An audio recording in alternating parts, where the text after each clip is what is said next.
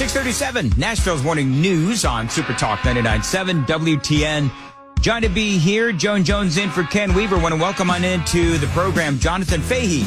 Always great to have our political analyst on, and along many other things. Jonathan, always great to have you on. And you used to work as a federal prosecutor. You were also a director of ICE under Donald Trump.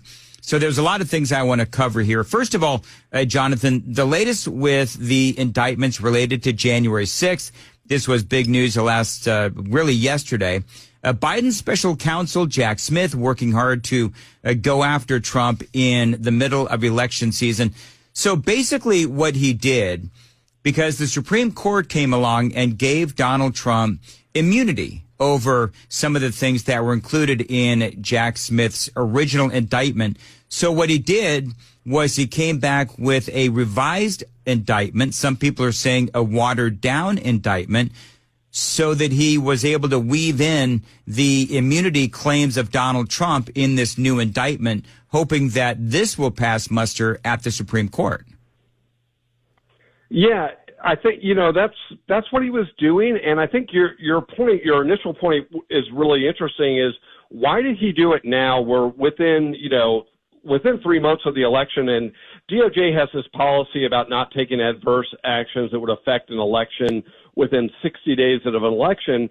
And and everyone, all of your listeners know, election isn't on November 5th. The election is starting in September in many states with mail-in balloting. So, this action was taken, really, the timing of it is just reeks of politics, because they could have just asked this judge to stay. I think she wanted a status report by a certain day.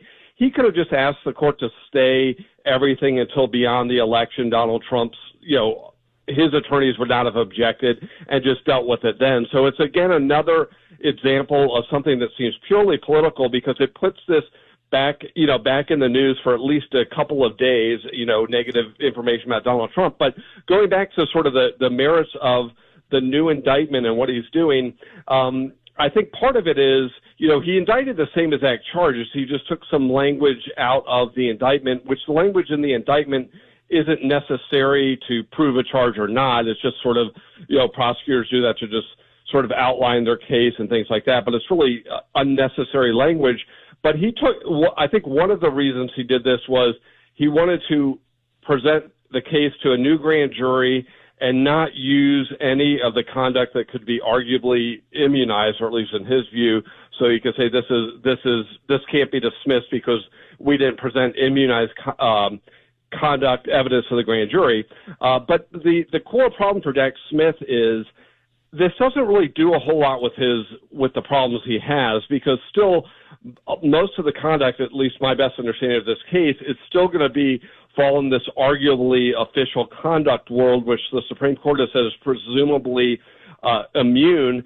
And Justice Roberts, I think there's some language in the opinion that they talk about what's official conduct and what's not, and he talked about sort of it should be the outer limits of what could possibly be considered official conduct. That's clearly not the language he used, but something like that. So it's going to be very hard for them. And the other thing that makes us suspicious about timing, this is going to be a long slog, because what's going to happen is Donald Trump's attorney is going to move to dismiss the indictment, saying, that this is immunized conduct, they can't charge him with it. Government will oppose that. And then Donald Trump, if he loses, he'll be able to appeal that to a higher court, the D.C. Circuit, and then ultimately to the Supreme Court, possibly. All of this would happen before trial. So you sort of bake this time in, and if Donald Trump wins, it goes away. But if you bake this time in, the earliest thing this could possibly be tried would be probably fall of 2025, at least my best guess on it. So why indict now? It just seems purely political. And Merrick Garland had a chance to, essentially pull back and show that his department is not politicized here. But he chose not to, and they always put politics first over there, and it really is a shame. But ultimately, I don't think Jack Smith cured his problem at all.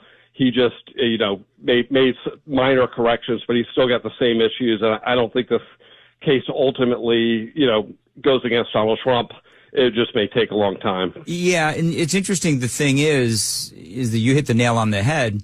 And we probably could have stopped at 20 seconds with clearly this is political. I mean, you've got Merrick Garland, you've got this anti-Trump judge, Tanya Chutkin, and I mean, I've gone through many monologues about how she is anti-Trump. I'm clearly pro Joe Biden, so I don't feel like I need to go through that again.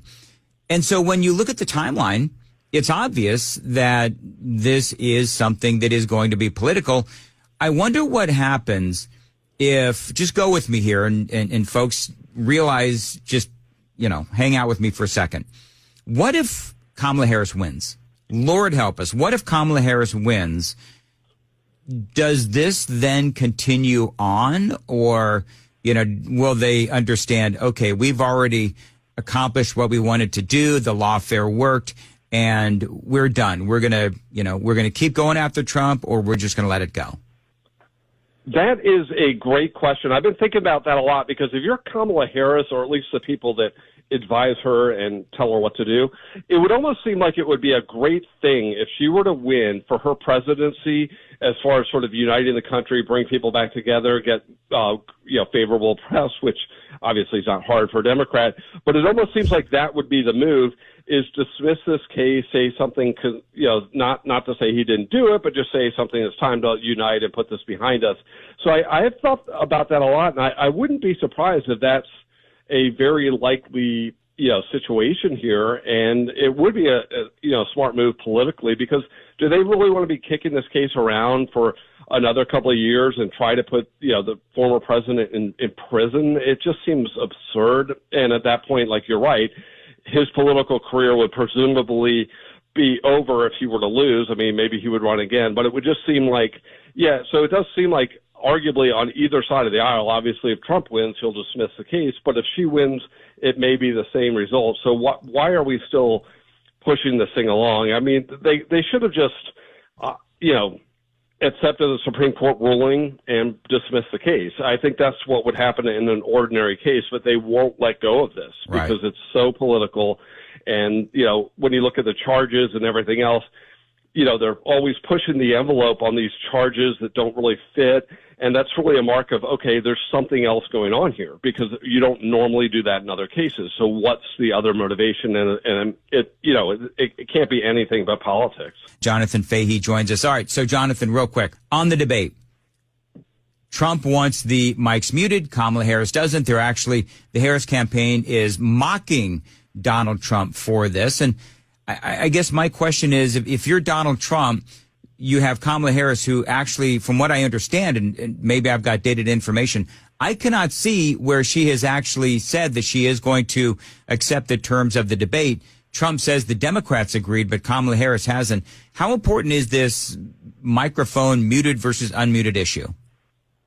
Probably marginally important. And my guess is the Democrats have something up their sleeve so they could go with one of these, like the Mike Pence thing that we talked about, I'm speaking, Mr. President type of move, so she could just show that she's standing up to the bully. So my guess is it's important to the Democrats because they know, like, on substance, I mean, she's such a train wreck. She's been vice president for 3.5 years, and they don't even have confidence in her to go out and do softball interviews about the substance of her job. And anytime we've seen it, she's a total mess.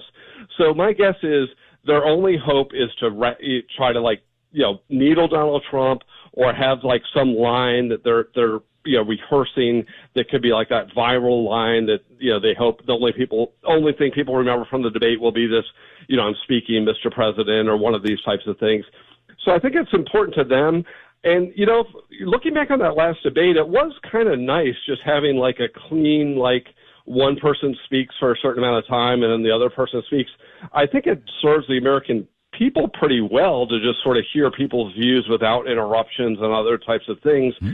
But it's funny that they were giving Donald Trump grief about when he was talking about not doing the debate, saying that he had already agreed to it, implying that she had agreed to it, and now they're trying to change the rules.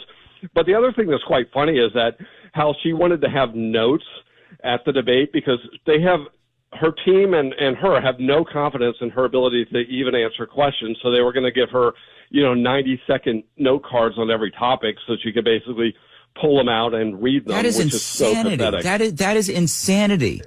I mean, even Joe Biden didn't need cards. What does that tell you about Kamala Harris?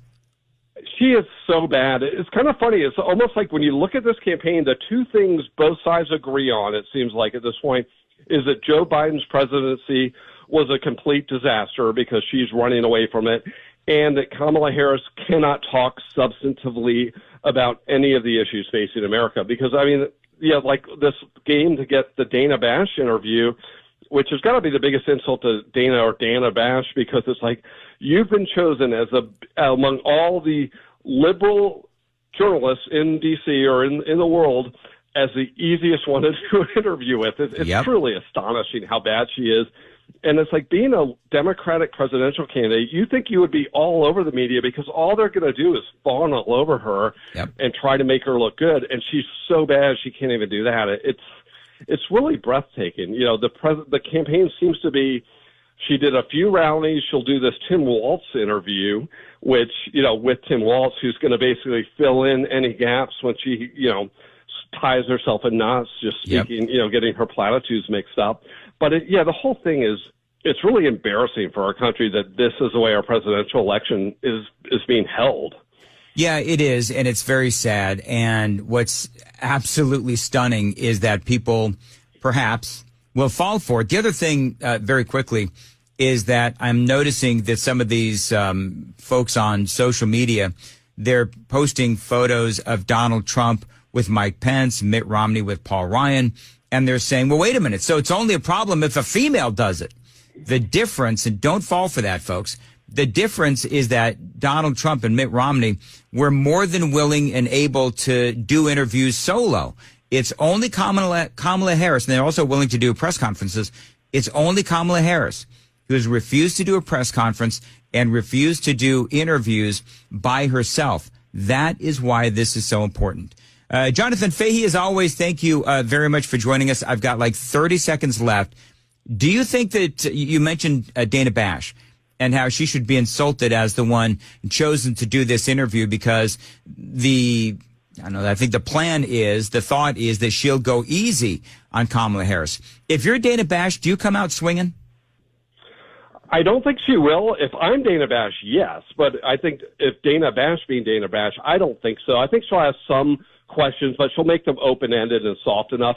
I think this will be equivalent to, if you ever see these stories on the local news, if a 10-year-old Girl Scout has having a lemonade stand to raise money for Haitian earthquake victims, they get tougher questions than Kamala Harris will get. And it's just so pathetic. So I think she'll hit the subject matter, but it will be a very light touch.